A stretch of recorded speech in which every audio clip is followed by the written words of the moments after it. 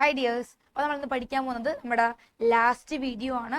കഴിഞ്ഞു. ഇതോടുകൂടി നമ്മുടെ 5th ചാപ്റ്റർ മൊത്തത്തിൽ കംപ്ലീറ്റ് ആയി. നമ്മൾ ന്യൂക്ലിയസ് എന്നുള്ള ഭാഗം നമ്മുടെ ക്ലാസ്സിൽ എടുത്തിട്ടുണ്ടായിരുന്നു അല്ലേ. അപ്പോൾ നോക്കി നമ്മളിന്ന് പഠിക്കാൻ പോകുന്നത് സെൻട്രോസോം ആൻഡ് സെൻട്രിയോൾ എന്ന് പറയുന്ന ലാസ്റ്റ് പോർഷൻ ആണ്. ഓക്കെ, അപ്പോൾ നോക്കി നമ്മൾ ഇനി പഠിക്കാൻ പോകുന്നതാണ് സെൻട്രോസോം ആൻഡ് സെൻട്രിയോൾ അല്ലേ. നമുക്കിത് 6ാമത്തെ പാഠത്തിൽ ആവശ്യമായിട്ട് വരുന്ന സാധനമാണ്. നമ്മൾ ഓൾറെഡി 6ാമത്തെ പാഠം പഠിച്ചിട്ടുണ്ടായിരുന്നു. സെൻട്രോസോം സ്പിൻഡിൽ ഫൈബേഴ്സ് ഒക്കെ ഉണ്ടാക്കുന്നു പറഞ്ഞ് പഠിച്ചിട്ടുണ്ടായിരുന്നില്ലേ.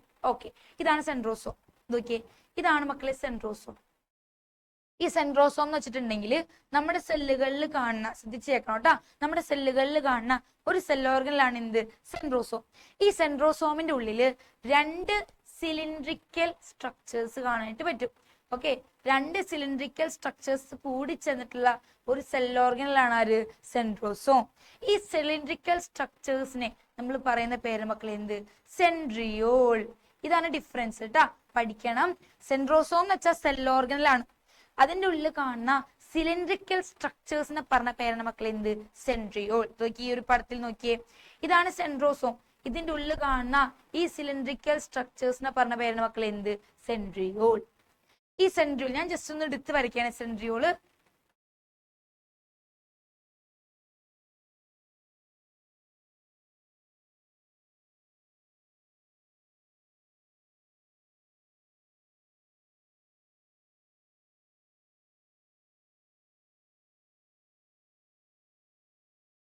ജസ്റ്റ് ഒന്ന് വരയ്ക്കാണ്.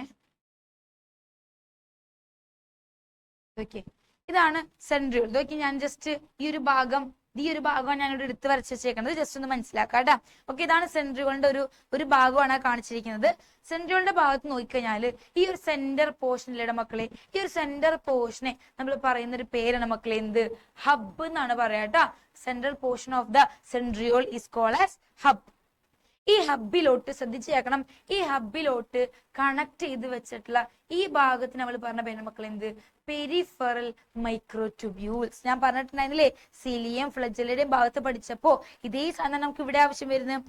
ഓക്കെ, നടുഭാഗത്ത് നമ്മൾ പറഞ്ഞ പേരാണ് എന്ത്, ഹബ്. ആ ഹബിന്റെ ചുറ്റുഭാഗത്തുമായിട്ട് കാണുന്ന ട്യൂബ്യൂൾസ്, മൈക്രോ ട്യൂബ്യൂൾസിന് പറഞ്ഞ പേരാണ് മക്കളെ എന്ത്, പെരിഫറൽ മൈക്രോട്യൂബ്യൂൾസ്. എന്താണെന്ന് പറയുന്നത് മക്കളെ, പെരിഫറൽ മൈക്രോട്യൂബ്യൂൾസ്. പെരിഫറൽ മൈക്രോട്യൂബ്യൂൾസ്. ഈ പെരിഫറൽ മൈക്രോട്യൂബ്യൂൾസ് 9 എണ്ണം ഉണ്ട്. ഇവിടെയും 9 പെരിഫറൽ മൈക്രോട്യൂബ്യൂൾസ് ഉള്ളേ. 1 2 3 4 5 6 7 8 9 പെരിഫറൽ മൈക്രോട്യൂബ്യൂൾസ് ഉണ്ട്. ഇവരെ ഹബ്ബുമായിട്ട് കണക്ട് ചെയ്യുന്ന ഒരു ഭാഗമുണ്ട്. ഹബ്ബുമായിട്ട് കണക്ട് ചെയ്യുന്ന പ്രോട്ടീൻ കൊണ്ട് ഉണ്ടാക്കിയിട്ടുള്ള ഒരു ലിങ്ക്. ആ ലിങ്കിനെ നമ്മൾ പറഞ്ഞ പേരാണ് മക്കളെ എന്ത്, റേഡിയൽ സ്പോക്ക്. എന്താണെന്ന് പറഞ്ഞ മക്കൾ എന്ത് പറയേണ്ടത്, റേഡിയൽ സ്പോക്ക്. ഓക്കെ അല്ലേ, ജസ്റ്റ് ഒന്ന് വായിച്ചു നോക്കിയേ. Centrosome is a cell organelle usually containing 2 cylindrical structures called centriole. It is made up of എന്താണ്, ചെറിയ ചെറിയ ഫൈബേഴ്സ് വെച്ചിട്ടാണ്. ആ ഫൈബേഴ്സിനെ പറഞ്ഞ പേരെന്ത്, പെരിഫറൽ ഫൈബ്രിൽസ്. ഓക്കെ, ഇനി സെൻട്രൽ പാർട്ട് നമ്മൾ പറഞ്ഞ പേര്, central part of the centriole is also proteinaceous. Protein കൊണ്ട് ഉണ്ടാക്കിയിട്ടില്ലേ, അത് നമ്മൾ പറഞ്ഞ പേരാണ് എന്ത്, ഹബ് എന്ന് പറയും.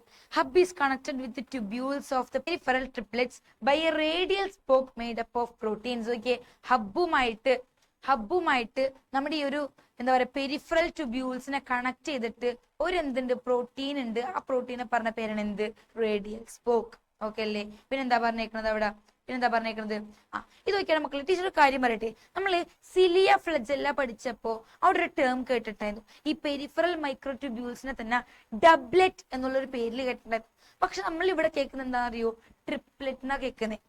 അവിടെ ഡബ്ലെറ്റും ഇവിടെ ട്രിപ്ലെറ്റും. എന്താണ് ഡബ്ലെറ്റ് എന്ന് വെച്ചിട്ടുണ്ടെങ്കിൽ ശ്രദ്ധിച്ച് കണ്ടോ. ടീച്ചർ നോക്കിയേ, കഴിഞ്ഞ ക്ലാസ്സിൽ എടുത്ത സാധനമാണ്. ഓക്കെ, ഇതാണ് ഡബ്ലെറ്റ്. അതായത് ഇവിടുത്തെ പെരിഫറൽ മൈക്രോട്യൂബ്യൂൾ എന്ന് വെച്ചിട്ടുണ്ടെങ്കിൽ 2 എണ്ണം കൂടി ചേർന്നാണ് ഒരു പെരിഫറൽ മൈക്രോട്യൂബ്യൂൾസ്. ഇവിടെയും 2 എണ്ണം കൂടി ചേർന്ന് ഒരു പെരിഫറൽ മൈക്രോട്യൂബ്യൂൾസ്. ഇവിടെയും 2 എണ്ണം കൂടി ചേർന്ന് ഒരു പെരിഫറൽ മൈക്രോട്യൂബ്യൂൾസ്. അപ്പൊ അവിടെ 2 എണ്ണം മെയിൻ ആയിട്ട് വരുന്നുണ്ട് അല്ലേ. 2 ട്യൂബ്യൂൾസ് കൂടി ചേർന്നാണ് ഒരു പെരിഫറൽ മൈക്രോട്യൂബ്യൂൾ ഉണ്ടായിക്കണേ. അങ്ങനെ 2 എണ്ണം വെച്ച് കൂടി ചേർന്നാൽ അതിനെ പറയുന്നത് ഡബ്ലെറ്റ്. എന്താണ് പറയുന്നത് മക്കളെ, ഡബ്ലെറ്റ് എന്ന് പറയും.